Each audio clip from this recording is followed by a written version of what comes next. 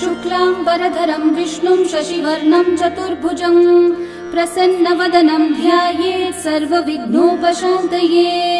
व्यासं वसिष्ठनप्तारं शक्तै पौत्रमकल्मषं पराशरात्मजं वन्दे शुकतातं तपोनिधिं। व्यासाय विष्णुरूपाय व्यासरूपाय विष्णवे नमो वै ब्रह्मनिधये वासिष्ठाय नमो नमः। अविकाराय शुद्धाय नित्याय परमात्मने सदैकरूपरूपाय विष्णवे सर्वजिष्णवे। यस्य स्मरणमात्रेण जन्म संसारबन्धनात् विमुच्यते नमस्तस्मै विष्णवे प्रभविष्णवे। ॐ नमो विष्णवे प्रभविष्णवे। श्रीवैशम्पायन उवाच श्रुत्वा धर्मानशेषेण पावनानि च सर्वशः युधिष्ठिरः शान्तनवं पुनरेवाभ्यभाषत। युधिष्ठिर उवाच किमेकं दैवतं लोके किं वाप्येकं परायणं स्तुवन्तः कं कमर्चन्तः प्राप्नुयुर्मानवा शुभम्। को धर्मः सर्वधर्माणां भवतः परमो मतः किं जपन्मुच्यते जन्तुर्जन्म संसारबन्धनात्। श्रीभीष्म उवाच जगत्प्रभुं देवदेवम् अनन्तं पुरुषोत्तमं स्तुवन्नाम सहस्रेण पुरुषस्तततोत्थितः तमेव चार्चयन् नित्यं भक्त्या पुरुषम् अव्ययम् ध्यायन् स्तुवन्नमस्यं च यजमानस्तमेव च। अनादिनिधनं विष्णुं सर्वलोकमहेश्वरं लोकाध्यक्षं स्तुवन्नित्यं सर्वदुःखातिगो भवेत्। ब्रह्मण्यं सर्वधर्मज्ञं लोकानां कीर्तिवर्धनं लोकनाथं महद्भूतं सर्वभूतभवोद्भवम्। एष मे सर्वधर्माणां धर्मोऽधिकतमो मतः यद्भक्त्या पुण्डरीकाक्षं स्तवैरर्चैर्नरः सदा। परमं यो महत्तेजः परमं यो महत्तपः परमं यो महद्ब्रह्म परमं यः परायणं। पवित्राणां पवित्रं यो मङ्गलानां च मङ्गलं देवतं देवतानां च भूतानां यो व्ययः पिता यतः सर्वाणि भूतानि भवन्त्यादियुगागमे यस्मिंश्च प्रलयं यान्ति पुनरेव युगक्षये तस्य लोकप्रधानस्य जगन्नाथस्य भूपते विष्णोर्नाम सहस्रं मे शृणु पापभयापहम्। यानि नामानि गौणानि विख्यातानि महात्मनः ऋषिभिः परिगीतानि तानि वक्ष्यामि भूतये। ऋषिर्नाम्नां सहस्रस्य वेदव्यासो महामुनिः छन्दोऽनुष्ठुप् तथा देवो भगवान् देवकीसुतः अमृतांशोद्भवो बीजं शक्तिर्देवकी नन्दनः त्रिसामा हृदयं तस्य शान्त्यर्थे विनियुज्यते। विष्णुं जिष्णुं महाविष्णुं प्रभविष्णुं महेश्वरम् अनेकरूपदैत्यान्तं नमामि पुरुषोत्तमम्। अस्य श्रीविष्णोर्दिव्यसहस्रनामस्तोत्रमहामन्त्रस्य श्रीवेदव्यासो भगवान् ऋषिः अनुष्ठुप्-छन्दः श्रीमहाविष्णुः परमात्मा श्रीमन्नारायणो देवता अमृतांशोद्भवो भानुरिति बीजम् देवकी नन्दनः सृष्टेति शक्तिः उद्भवक्षोभणो देव इति परमो मन्त्रः शङ्ख बृन्नन्दकी चक्रीति कीलकम् शार्ङ्गधन्वा गदाधर इति अस्त्रम् रथाङ्गपाणिरक्षोभ्य इति नेत्रम् त्रिसामा सामगः सामेति कवचम् आनन्दं परब्रह्मेति योनिः ऋतुः सुदर्शनः काल इति दिग्बन्धः श्रीविश्वरूप इति ध्यानम् श्रीमहाविष्णुः प्रीत्यर्थे सहस्रनाम जपे विनियोगः।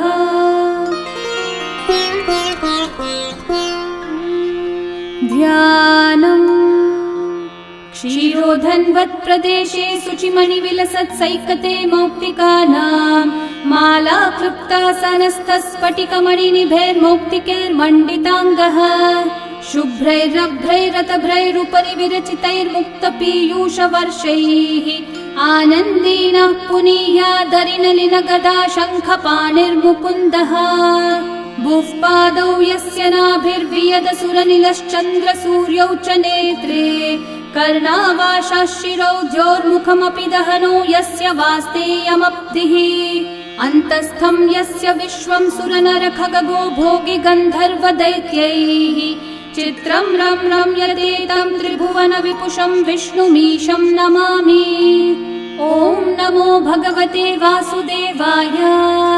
शान्ताकारं भुजगशयनं पद्मनाभं सुरेशं विश्वाधारं गगनसदृशं मेघवर्णं शुभाङ्गं लक्ष्मीकान्तं कमलनयनं योगिहृद्ध्यानगम्यं वन्दे विष्णुं भवभयहरं सर्वलोकैकनाथं मेघश्यामं पीतकौशेयवासं श्रीवत्साङ्कं कौस्तुभोद्भासिताङ्गं पुण्योपेतं पुण्डरीकायताक्षं विष्णुं वन्दे सर्वलोकैकनाथम्। नमः समस्तभूतानामादिभूताय भूभृते अनेकरूपरूपाय विष्णवे प्रभविष्णवे सशङ्खचक्रं सकिरीटकुण्डलं सपीतवस्त्रं सरसीरुहेक्षणं सहारवक्षस्थलशोभिकौस्तुभं नमामि विष्णुं शिरसा चतुर्भुजम् छायायां पारिजातस्य हेमसिंहासनोपरि आसीनमम्बुदश्याममायताक्षम् अलङ्कृतम् चन्द्राननं चतुर्बाहुं श्रीवत्साङ्कितवक्षसं रुक्मिणी सत्यभामाभ्यां सहितं कृष्णमाश्रये। ॐ विश्वं विष्णुर्वषट्कारो भूतभव्यभवत्प्रभुः भूतकृद्भूतभृद्भावो भूतात्मा भूतभावनः भूतात्मा परमात्मा च मुक्तानां परमागतिः अव्ययः पुरुषः साक्षी क्षेत्रज्ञोऽक्षर एव च योगो योगविदां नेता प्रधानः पुरुषेश्वरः नारसिंहः वपुः श्रीमान् केशवः पुरुषोत्तमः सर्वः शर्वः शिवस्थाणोर्भूतादिर्निधिरव्ययः सम्भवो भावनो भर्ता प्रभवः प्रभुरीश्वरः स्वयंभू शम्भुरादित्यः पुष्कराक्षो महास्वनः अनादिनिधनो धाता विधाता धातुरुत्तमः अप्रमेयो ऋषिकेशः पद्मनाभोऽमरः प्रभुः विश्वकर्मा मनुस्त्वष्टा स्थविष्ठस्थविरो ध्रुवः अग्राह्यः शाश्वतः कृष्णो लोहिताक्षः प्रतर्दनः प्रभुतस्त्रिककुब्धामः पवित्रं मङ्गलं परम् ईशानः प्राणदः प्राणो ज्येष्ठः श्रेष्ठः प्रजापतिः हिरण्यगर्भो भूगर्भो माधवो मधुसूदनः ईश्वरो विक्रमी धन्वी मेधावी विक्रमक्रमः अनुत्तमो दुराधर्षः कृतज्ञः कृतिरात्मवान् सुरेशः शरणं शर्म विश्वरेतः प्रजाभवः अहः संवत्सरो व्याळः प्रत्ययः सर्वदर्शनः अजः सर्वेश्वरः सिद्धिः सिद्धि सर्वादिरच्युतः वृषा कपिरमेयात्मा सर्वयोगविनिःसृतः वसुर्वसुमना सत्यः समात्मा संमितः समः अमोघः पुण्डरीकाक्षो वृषकर्मा वृषाकृतिः रुद्रो बहुशिरा बभ्रुर्विश्वयोनिःशुचिश्रवाः अमृतः शाश्वतस्थाणोर्वरारोहो महातपाः सर्वगः सर्वविद्भानुः विश्वक्सेनो जनार्दनः वेदो वेदविदव्यङ्गो वेदाङ्गो वेदवित्कविः लोकाध्यक्षः सुराध्यक्षो धर्माध्यक्षः कृताकृतः चतुरात्मा चतुर्व्यूहश्चतुर्दंष्ट्रश्चतुर्भुजः भ्राजिष्णुर्भोजनं भोक्ता सहिष्णुर्जगदादिजः अनघो विजयो जेता विश्वयोनिः पुनर्वसुः उपेन्द्रो वामनः प्रांशुरमोघः शुचिरूर्चितः अतीन्द्रः सङ्ग्रहः सर्गो धृतात्मा नियमो यमः वेद्यो वैद्यः सदा योगी वीरः माधवो मधुः अतीन्द्रियो महामायो महोत्साहो महाबलः महाबुद्धिर्महावीर्यो महाशक्तिर्महाद्युतिः अनिर्देश्य वपुः श्रीमान् अमेयात्मा महाधृतक् महेश्वासो महीभर्ता श्रीनिवासः सतां गतिः अनिरुद्धः सुरानन्दो गोविन्दो गोविदाम्पतिः मरीचिर्दमनोहंसः सुपर्णो भुजगोत्तमः हिरण्यनाभः सुतपः पद्मनाभः प्रजापतिः अमृत्युः सर्वदृक्सिंहः सन्धाता सन्धिमान् स्थिरः अजो दुर्मशनः शास्ता विश्रुतात्मा सुरारिः गुरुर्गुरुतमो धामः सत्यः सत्यः पराक्रमः निमिषो निमिषस्रग्वी वाचस्पतिरुदारधीः अग्रणीर्ग्रामणी श्रीमान् न्यायो नेता समीरणः सहस्रमूर्धा विश्वात्मा सहस्राक्षः सहस्रपात् आवर्तनो निवृत्तात्मा संवृतः सम्प्रमर्दनः अहः संवर्तको वह्निरनिलो धरणीधरः सुप्रसादः प्रसन्नात्मा विश्वदृग्विश्वभुग्विभुः सत्कर्ता सत्कृतः साधुर्जन्मोर्नारायणो नरः असंख्येयो प्रमेयात्मा विशिष्टः शिष्टकृच्छुचिः सिद्धार्थः सिद्धसङ्कल्पः सिद्धिदः सिद्धिसाधनः वृषाही वृषभो विष्णुर्वृषपर्वा वृषोदरः वर्धनो वर्धमानश्च विविक्तः श्रुतिसागरः सुभुजो दुर्धरो वाग्मी महेन्द्रो वसुदो वसुः नैकरूपो बृहद्रूपः क्षिपिविष्टप्रकाशनः ओजस्तेजोद्युतिधरः प्रकाशात्मा प्रतापनः रिद्धस्पष्टाक्षरो मन्त्रश्चन्द्रांशूर्भास्करद्युतिः अमृतांशूद्भवो भानुः शशबिन्दुः सुरेश्वरः औषधं जगतः सेतुः सत्यधर्मः पराक्रमः भूतभव्यभवन्नाथः पवनः पावनो नलः कामः कामकृत्कान्तः कामः कामप्रदः प्रभुः युगादिकृद्युगावर्तो नैकमायो महाशनः अदृश्यो व्यक्तरूपश्च सहस्रजिदनन्तजित् इष्टो विशिष्टशिष्टेष्ठः शिखण्डी नहुषो वृषः क्रोधः क्रोधकृत्कर्ता विश्वबाहुर्महीधरः अच्युतः प्रथितः प्राणः प्राणदो वासवानुजः अपान्निधिरधिष्ठानम् अप्रमत्तः प्रतिष्ठितः स्कन्दः स्कन्दद्धरो धुर्यो वरदो वायुवाहनः वासुदेवो बृहद्भानुरादिदेवः पुरन्दरः अशोकस्थारणस्थारः शूरः शौरिर्जनेश्वरः अनुकूलः शतावर्तः पद्मी पद्मनिभीक्षणः पद्मनाभोरविन्दाक्षः पद्मगर्भः शरीरभृत् महर्धिरिद्धो वृद्धात्मा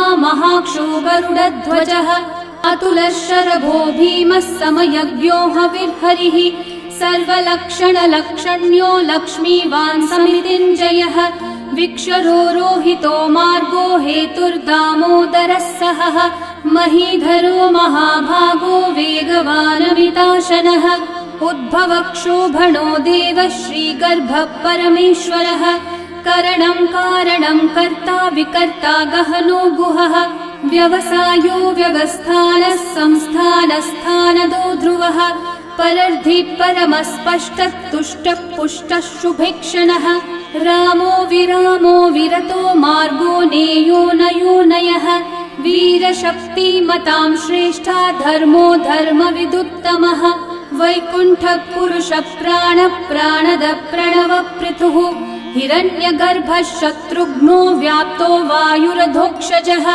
ऋतुः सुदर्शनः कालः परमेष्ठी परिग्रहः उग्रः संवत्सरो दक्षो विश्रामो विश्वदक्षिणः विस्तारस्थावरस्थाणु प्रमाणं बीजमव्ययम् अर्थोऽनर्थो महाकोशो महाभोगो महाधनः अनिर्विण्णस्थविष्ठो भूर्धर्मयूपो महामखः नक्षत्रनेमिर्नक्षत्री क्षामः समीहनः यज्ञयुज्यो महेज्यश्च क्रतुः सत्रं सताङ्गतिः सर्वदर्शी विमुक्तात्मा सर्वज्ञो ज्ञानमुत्तमम् सुहृतः सुमुखः सूक्ष्मः सुघोषः सुखदः सुहृत् मनोहरो जितक्रोधो वीरबाहुर्विदारणः स्वापनः स्ववशो व्यापी नैकात्मा नैककर्मकृत् वत्सरो वत्सलो वत्सी रत्नगर्भो धनीश्वरः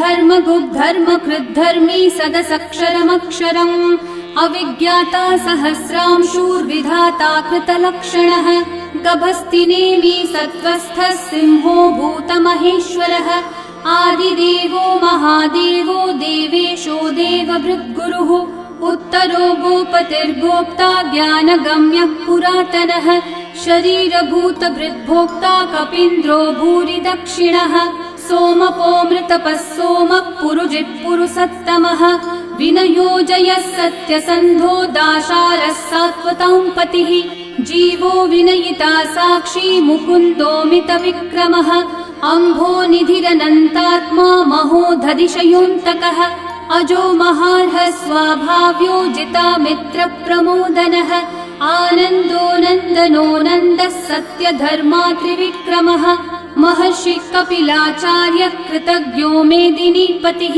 त्रिपदस्त्रिदशाध्यक्षो महाशृङ्गकृतान्तकृत् महावराहो गोविन्दः सुषेणः कनकाङ्गदी गुह्यो गभीरो गहनो गुप्तश्चक्रगदाधरः वेधास्वाङ्गोजितः कृष्णो दृढसङ्कर्षणोच्युतः वरुणो वारुणो वृक्षः पुष्कराक्षो महामनाः भगवान् भगहानन्दी वनमाली हलायुधः आदित्यो ज्योतिरादित्यः सहिष्णुर्गतिसत्तमः सुधन्वाखण्ड परशुर्दारुणो द्रविणप्रदः दिवस्पृक् सर्वदृग्व्यासो वाचस्पतिरयो निजः त्रिसामासामगः सामन्निर्वाणं भेषजम्भिषक् सन्न्यासकृच्छमः शान्तो निष्ठा शान्तिपरायणम् शुभाङ्गः शान्तिदः सृष्टा कुमुदः कुवलेशयः गोहितो गोपतिर्गोप्ता वृषभाक्षो वृषप्रियः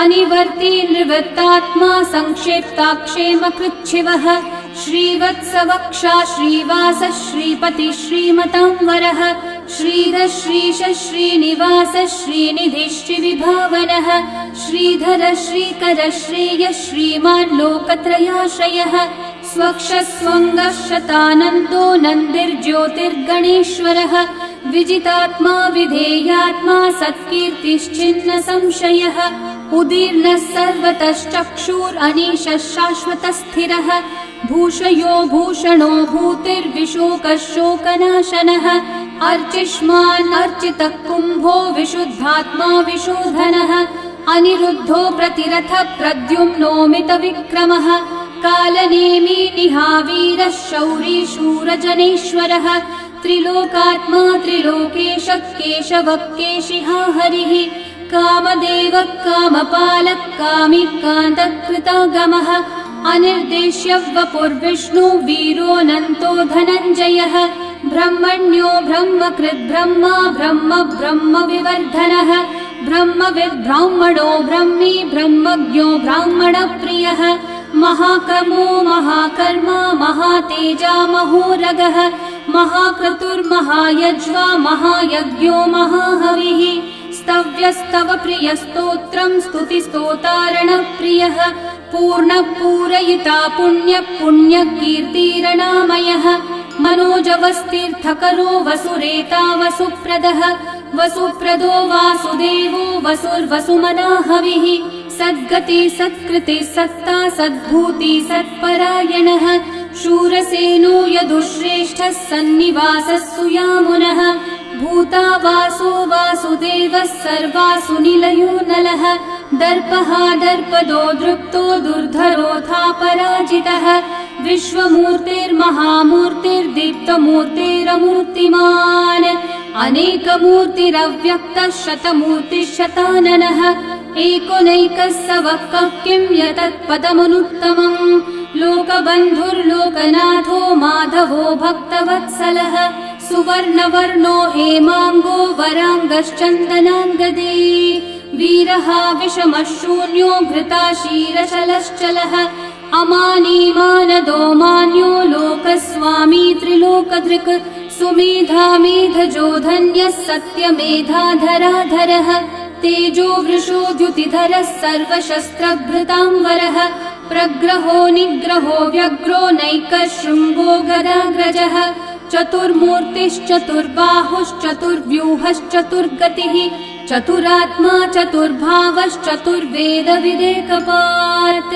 समावर्तो निर्वृत्तात्मा दुर्जयो दुरतिक्रमः दुर्लभो दुर्गमो दुर्गो दुरावासो दुरारिहा शुभाङ्गो लोकसारङ्गः सुतन्तुस्तन्तुवर्धनः इन्द्रकर्मा महाकर्मा कृतकर्मा कृतागमः उद्भवः सुन्दर सुन्दो रत्ननाभः सुलोचनः अर्को वाजस्सनः शृङ्गी जयन्तः सर्वविजयी सुवर्णबिन्दुरक्षोभ्यः सर्ववागीश्वरेश्वरः महाहृदो महाकर्तो महाभूतो महानिधिः कुमुदः कुन्दरः कुन्दः पर्जन्यः पावनो निलः अमृताशोऽमृतवपुः सर्वज्ञः सर्वतोमुखः सुलभः सुव्रतः सिद्धः शत्रुजिच्छत्रुतापनः न्यग्रोधोदंवरोऽश्वत्थः चाणूरान्ध्रनिषूदनः सहस्रार्ची सप्तजिह्वा सप्तैधा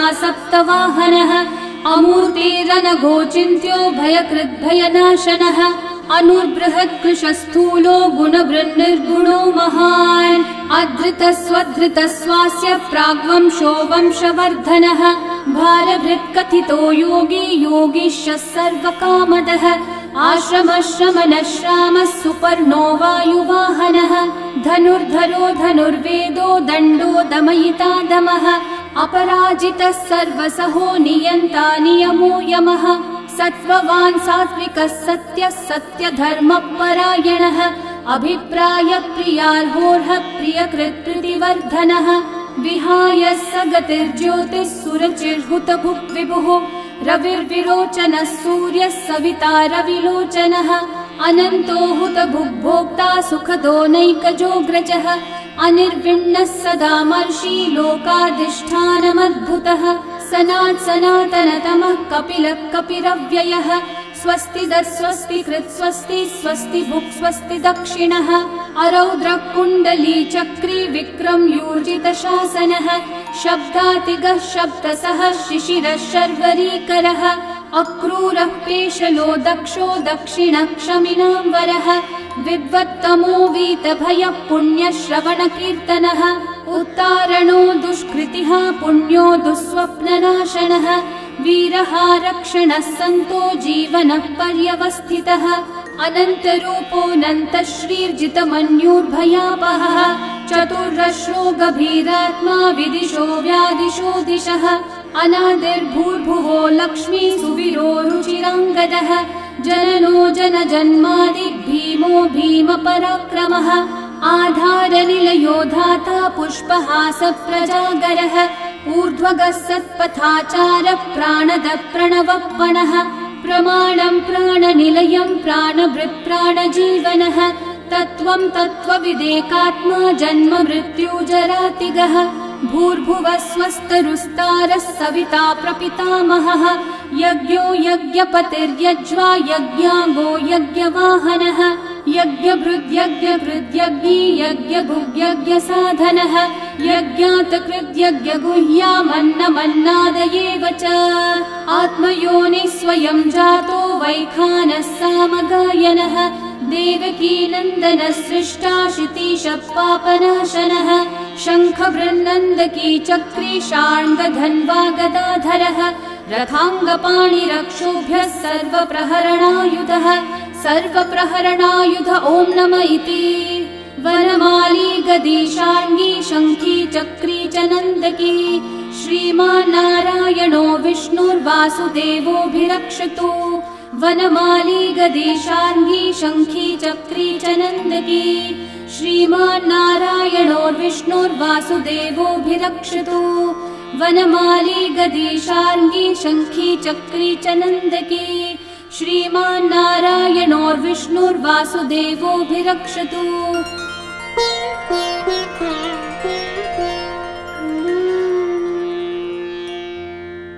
इतीदं कीर्तनीयस्य केशवस्य महात्मनः नाम्नां सहस्रं दिव्यानामशेषेण प्रकीर्तितम्। य इदं शृणुयान् नित्यं यश्चापि परिकीर्तयेत् नाशुभं प्राप्नुयात् किञ्चित् सोमुत्रेह च मानवः। वेदान्तगो ब्राह्मणः स्यात् क्षत्रियो विजयी भवेत् वैश्यो धनसमृद्धः स्यात् शूद्रः सुखमवाप्नुयात् धर्मार्थी प्राप्नुयात् धर्मम् अर्थार्थी चार्थमाप्नुयात् कामानवाप्नुयात् कामी प्रजार्थी चाप्नुयात् प्रजाम्। भक्तिमान् यः सदोत्थाय शुचिस्तद्गतमानसः सहस्रं वासुदेवस्य नाम्नामेतत् प्रकीर्तये। यशः प्राप्नोति विपुलं याति प्राधान्यमेव च अचलां श्रियमाप्नोति श्रेय प्राप्नोत्यनुत्तमम्। न भयं क्वचिदाप्नोति वीर्यं तेजश्च विन्दति भवत्यरोगो द्युतिमान् बलरूपगुणान्वितः। रोगार्तो मुच्यते रोगात् बद्धो मुच्येत बन्धनात् भयान् मुच्येत भीतस्थो मुच्येतापन्न आपदः। दुर्गान्यतितरत्याशु पुरुषः पुरुषोत्तमम् स्तुवन्नाम सहस्रेण नित्यं भक्ति समन्वितः। वासुदेवाश्रयो मर्त्यो वासुदेवपरायणः सर्वपापविशुद्धात्मा याति ब्रह्म सनातनम्। न वासुदेव भक्तानामशुभं विद्यते क्वचित् जन्म मृत्यु जरा व्याधि भयं नैवोपजायते। इमं स्तवमधीयानः श्रद्धा भक्ति समन्वितः युज्येतात्मसुखः शान्ति श्रीधृति स्मृति कीर्तिभिः। न क्रोधो न च मात्सर्यं न लोभो नाशुभा मतिः भवन्ति कृतपुण्यानां भक्तानां पुरुषोत्तमे। द्यौस चन्द्रार्कनक्षत्राखं दिशो भूर्महो दधिः वासुदेवस्य वीर्येण विदतानि महात्मनः। ससुरासुरगन्धर्वं स यक्षोरगराक्षसम् जगद्वशे वर्ततेदं कृष्णस्य सचराचरम्। इन्द्रियाणि मनोबुद्धिः सत्त्वं तेजो बलं द्युतिः वासुदेवात्मकन्याहुः क्षेत्रं क्षेत्रज्ञ एव च। सर्वागमानामाचार प्रथमं परिकल्पते आचार प्रभवो धर्मो धर्मस्य प्रभुरच्युतः। ऋषयः पितरो देवा महाभूतानि धातवः जङ्गमाजङ्गमं चेदं जगन्नारायणोद्भवम्। योगो ज्ञानं तथा साङ्ख्यं विद्या शिल्पादिकर्म च वेदाः शास्त्राणि विज्ञानमेतत् सर्वं जनार्दनात्। एको विष्णुर्महद्भूतं पृथग्भूतान्यनेकशः त्रीन् लोकान् व्याप्य भूतात्मा भुङ्क्ते विश्वभुगव्ययः। इमं स्तवं भगवतो विष्णोर्व्यासेन कीर्तितम् पठेद्य इच्छेत् पुरुषः श्रेयः प्राप्तुं सुखानि च। विश्वेश्वरमजं देवं जगतः प्रभुमव्ययम् भजन्ति ये पुष्कराक्षं न ते यान्ति पराभवम् न ते यान्ति पराभवम्। ॐ नमः इति। अर्जुनोवाच पद्मपत्र विशालाक्ष पद्मनाभः सुरोत्तम भक्तानामनुरक्तानां त्राता भव जनार्दन।